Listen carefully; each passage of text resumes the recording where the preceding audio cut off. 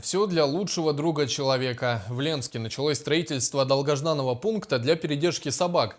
Наш корреспондент Светлана Балеева узнала, во сколько временный питомник обойдется местным властям и где он будет располагаться. Проблема бродячих собак у нас одна из злободневных. Часть из них периодически собирается в стаи и нападает на людей. Решить ее городские власти пытаются уже давно. В этом году администрации города из республиканского бюджета было выделено 600 тысяч рублей на организацию пункта временной передержки бездомных собак. Это один из способов попытаться регулировать их численность. На сегодня практически все работы уже выполнены.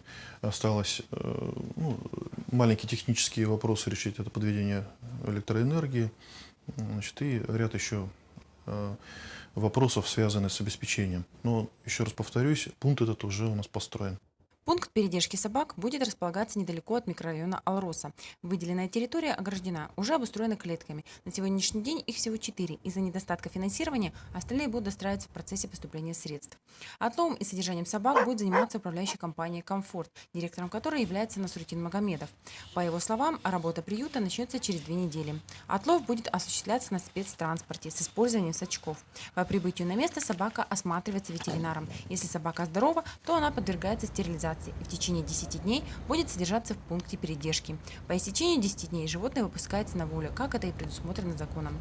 Больных и представляющих опасность для горожан будут усыплять. То есть в этом плане, я думаю, что к концу года работа у нас наберет свои обороты, и мы все-таки решим эту основную и главную проблему с нашими собаками.